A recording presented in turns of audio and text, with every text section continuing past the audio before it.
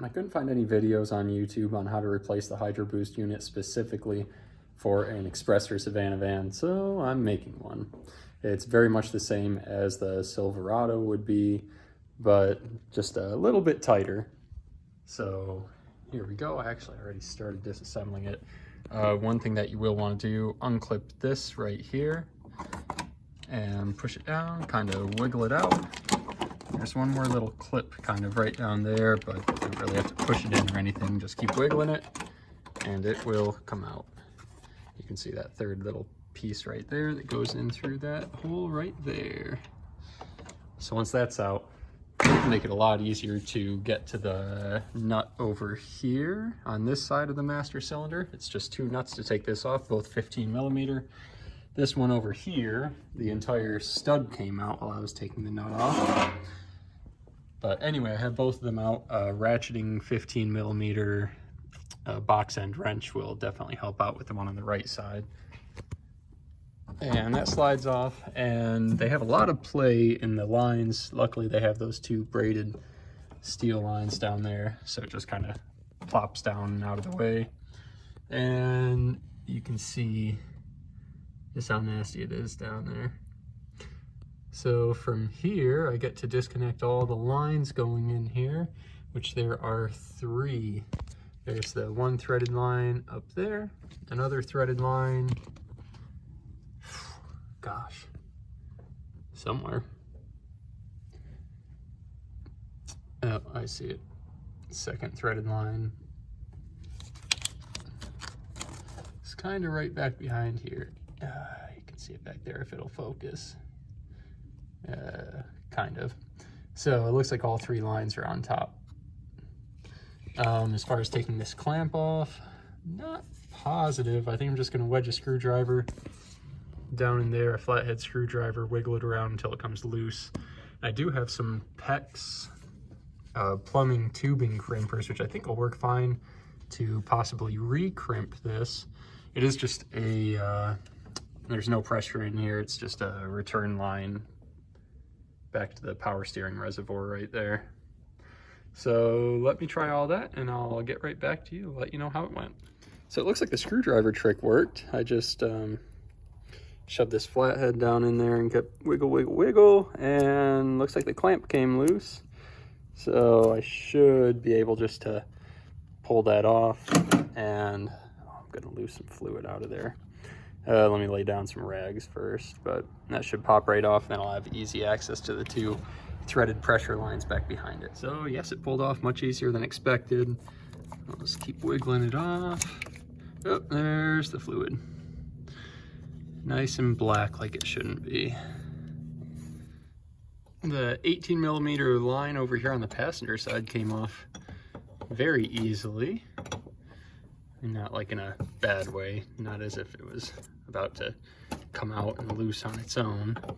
But yeah, that's the 18mm facing the passenger side. Oh, I can even get it with just my hands, that's beautiful. And this one on the driver's side looks very tight. You can see there's not a whole lot of room to turn here. This is a 16mm over here. Oh, please come off easy. Oh, okay, that was easy. Hopefully I can get to it with just my fingers, because these little teeny tiny turns are gonna take forever. Oh my gosh.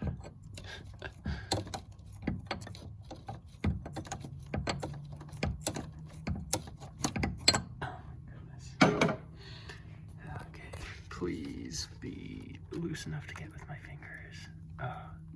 Yes, it is.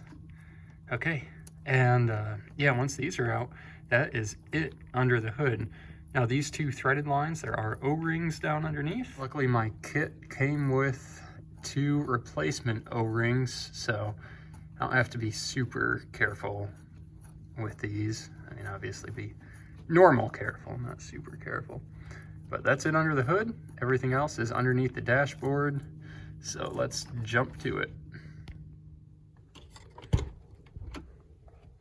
And under the dashboard, it actually looks extremely accessible. those 4 nuts right there.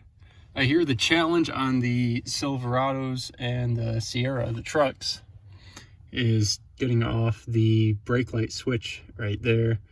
I guess I'll report back and let you know how that goes. Alright, so I'm pretty much blind on this side for the brake light switch, but it feels like a big horseshoe clip. This is my first look at it.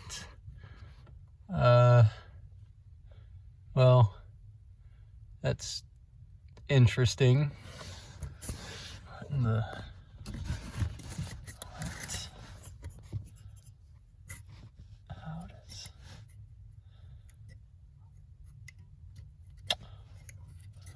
do I pull it down? I think. Okay.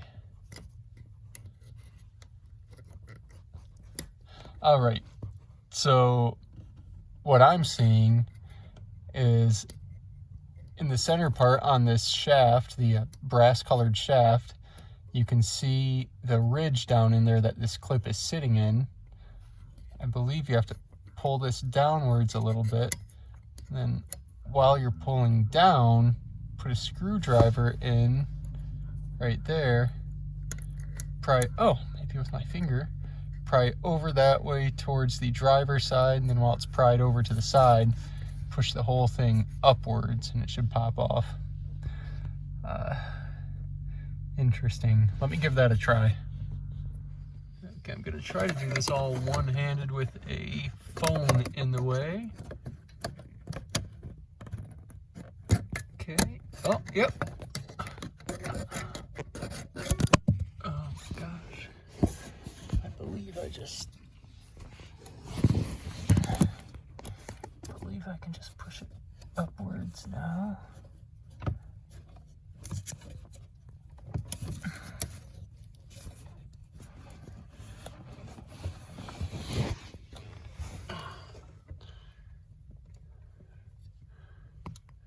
Wait, no, that just had to come off. Oh. Okay, well, I touched it funny and it came off. Cool.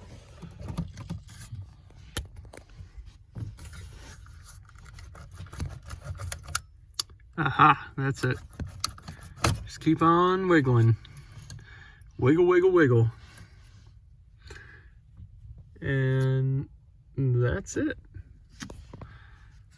So from here, brake pedal's just swinging, and we can take off these remaining 4 15mm nuts. Ta-da! 1, 2, 3, 4. 1, 2, 3, 4. That is it. I should be able to pull out the Hydro Boost now. Let's give it a shot. If that was it, then this whole job was much easier than I expected. Let's see. Yep, that was it. Whole thing is loose. Let me get a good spot to set this down. Hold tight. So there we go. Here's the old one. Here's the remanufactured one. Gosh, I hate how they just paint all over everything on these reman units.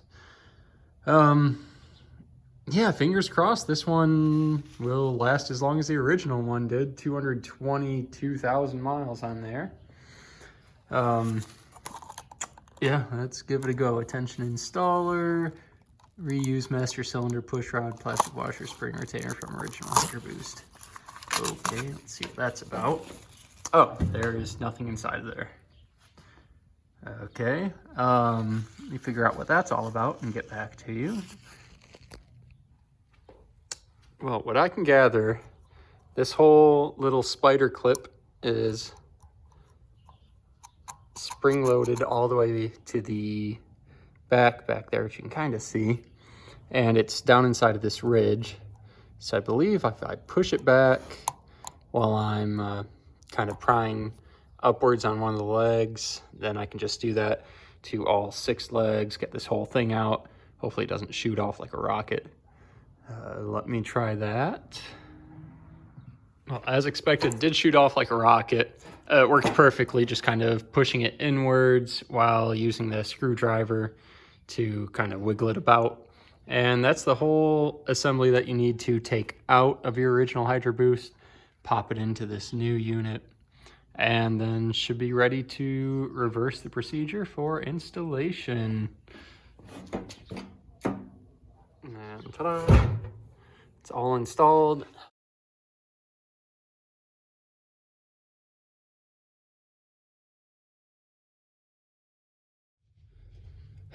Well, I should have just used the air ratchet, but I guess end of the day, it's a good video to show that you're more than capable of doing this with just general standard hand tools. Just a 15mm deep well socket.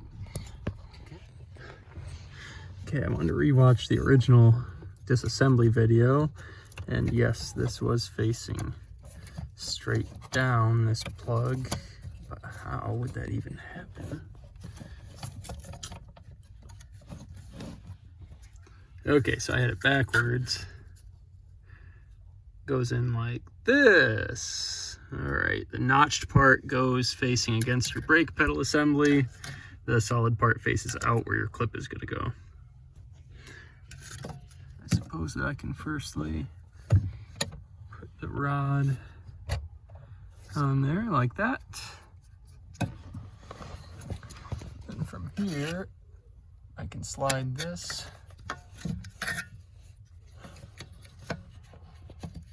up onto there, and push it over to the right. If I just wiggle it around a little bit. Okay, wiggling complete. Sticking out of this side, everything's correct. Let's put this goofy clip back on again. So unfortunately, it is a two-handed job. I couldn't film it, but you pretty much just have to use one hand to push down on both sides of it to push it back. And while you're doing that, push it downwards. And just like that, it's clipped on. Okay, we are done inside the van. Back under the hood we go. And again, reassembly is as easy as the disassembly. You just reconnect these two lines, this one the 18mm and your 16mm back there. Once those are done, pop on your return line right onto here. I'll see if I can reuse this clamp. If not, there's really no pressure at all going on in here. So I could just use a standard worm gear clamp on there if it comes down to it. Let me do all of that. All right, the lines are back on. I reused the old O-rings. I was just careful not to nick them or mess them up at all while I was taking it on or off. Both are tight. A little pro tip for this back one back here is to actually swing the wrench down in this crevice to tighten up this nut. Mostly because you really can't get a swing on it otherwise. There's just too much in the way. But if you hold on to your wrench way back here, swing back and forth, it only takes an eternity, but eventually it will happen. Let me go grab my PEX plumbing pliers and see if I can recrimp this.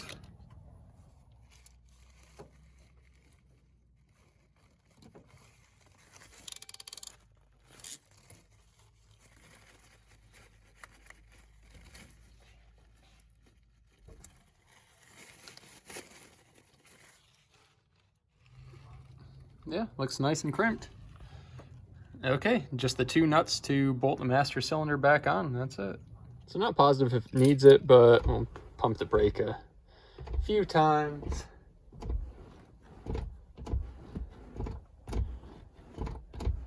And start it up, make sure there's no weird noises or power steering lines.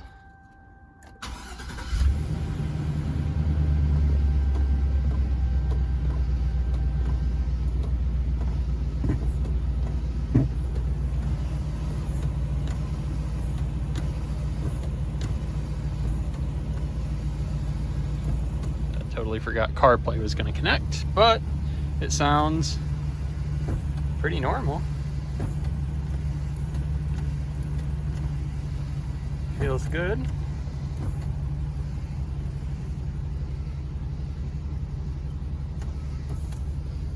Make sure there's no leaks out here.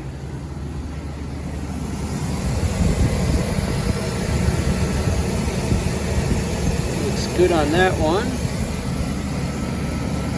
Gosh, you can't see back there. What a joke.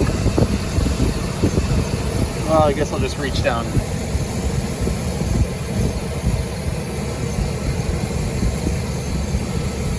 Clean as can be. Throw this piece back on.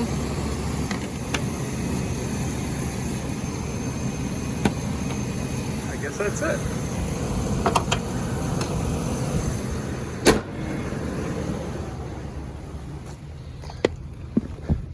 Let me test it out. Ooh, that's... pedal is much firmer than before. Definitely much firmer.